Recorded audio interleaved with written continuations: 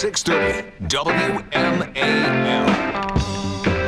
737 on WMAL. Brian Eamon, Tori Clark, former Pentagon spokeswoman in the House this morning. Joined now by Jonah Goldberg, founding editor, National Review Online, author of the New York Times bestselling book, Liberal Fascism, and also a columnist for the Los Angeles Times. Jonah, good morning. How are you, man? Hey, good to be here.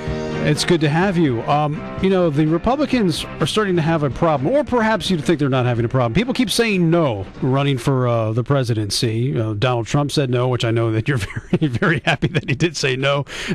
We had Mitch Daniels yesterday say no as well. Mike Huckabee has said no. Is that a problem, or is this just part of the deal in politics today?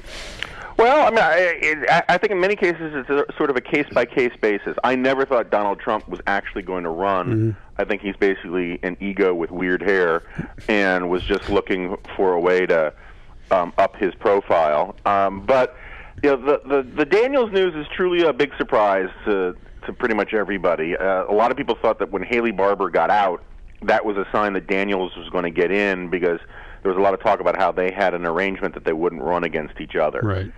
So, but I think a lot of this it's not a pure Beltway story by any stretch of the imagination, but at the same time, most Americans aren't paying attention to politics right now. Right. And the dissatisfaction is mostly among the activists and that crowd, and it's a real phenomenon, but I don't know that there's anything you can do about it. Forcing some guy who doesn't want to run into running isn't a great formula for success either. So help settle a debate between Tori and I this morning, because Mitch Daniels, he clearly wanted to run. It was his family or his wife that said no. I said, well, he's whipped. It's a sign of weakness. Tori said, no, it's great. He's a family man, and it's nice that he actually listens to his family. Why can't it be both? There you go. Exactly. He's a whipped family man. All right, there you go. No, and also, look, I mean, it is. I mean, Tori knows this better than I do, but I mean, it is just absolute disaster to try to run for president of the United States and not have the support of your family. I mean, it's hard enough when you do have the support of your family. Yeah, it's hard enough for me to do what I do without the support of my family. I'm not running for president. But let me ask you something. We have spent so much time talking about the people who aren't running and how much we love them and adore them and this and that. But you wrote recently about the conversation among Republicans is increasingly shifting to, okay, who is electable? Who could actually run against Barack Obama and maybe beat him with all the advantages of an incumbent? So who's your fantasy candidate? Well, fantasy is tough. I mean, I wish. I mean, I am very angry at Chris Christie for not having been elected 4 years earlier. Shame on him. Yes. What was he thinking? But no. And I have the same sort of feelings about Marco Rubio and a bunch of these guys. I mean, we have this great bench that just aren't quite ready. So my fantasy candidate's not out there. But I think that I've been saying for a very long time that this is the last election that we're ever going to see where having a boring, super competent white guy will be an advantage for the GOP. And that's why I thought Mitch Daniels would have a pretty good chance.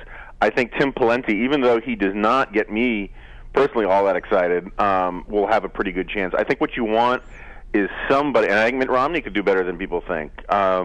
You want somebody who can quietly point out Barack Obama's, I think the FCC will let me say BS. Mm-hmm, yes. Obama has never run on a record before. He's always run on this, free unicorn for everybody kind of stuff.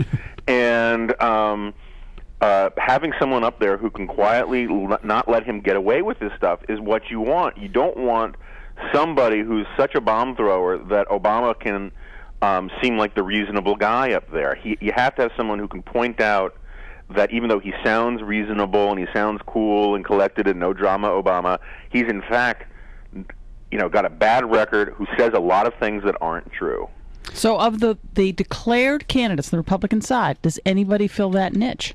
Well, again, I think Pawlenty can do that. I think Romney can do that. I think we'll have to see about some of the others. I think Huckabee could have done that in a folksy way, even though I'm not a huge fan of Huckabee. I keep hearing people telling me how I have to pay more attention to Herman Cain. I still don't see it. I think Santorum is going to do better than people think. I think Newt Gingrich, if he didn't have, as a colleague at National Review puts it, enough baggage to open a Louis Vuitton store, could do that very, very effectively. But, this is what primaries are for. Everyone is saying how outrageous it is and how there's this huge mad rush to have a candidate right now. that's what primaries are for. Is you want a big knockdown, drag-out primary. Look how much stronger Obama was after he finally put away Hillary Clinton. Right. What you don't want is some Bob Dole-like character who sort of has a little fight in the first two in Iowa and New Hampshire, and then just sort of coasts along like the tortoise. You want someone who's tested all the way through, that energizes the base, that gets everybody fired up. And so I hope it's a big knockdown, drag-out primary. I want more people in. Personally, I would love Paul Ryan in. I mean, if you say fantasy candidate, I think Paul Ryan has opened the door ever so slightly, and he would be the best guy to go up against Obama. And since the Ryan budget has essentially become a litmus test for the party, why not have the guy who wrote it out there defending? Yeah, let me give you one more name, because it's been mentioned a lot in talk radio lately. Rush Limbaugh is blowing kisses to him last week. Rick Perry, governor of Texas. Personally, I'm sort of at my quota of Texas governors, but and I think that people forget that the Texas governorship is actually one of the weaker, more symbolic governorships.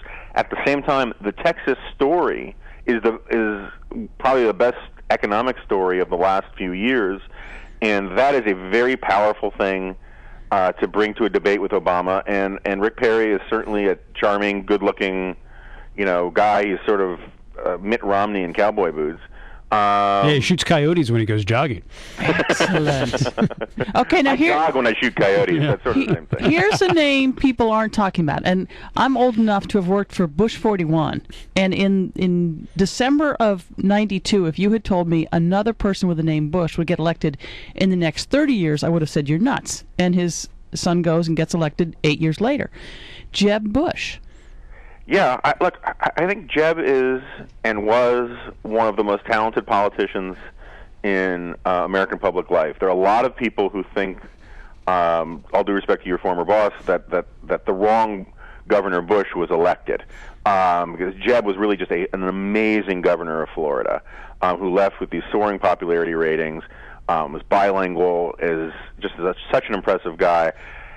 On the one hand, I think it's sort of idiotic that we have this sort of arbitrary rule that if you have the same last name as the guy who ran before, that somehow that's a strike against you. On the other hand, in America we don't like dynasties, and I think the only way you get Jeb in is if the primary looks like such a complete disaster that a sort of draft Jeb movement really gains traction, and or at least appears to. And I just don't see exactly how that happens. Right. But personally, I think Jeb was a fantastic politician, and I would love to see him in there, and I think he'd be very effective and have the gravitas to run against Obama. But giving Obama a Bush to run again is just it's such a painful concept to think about.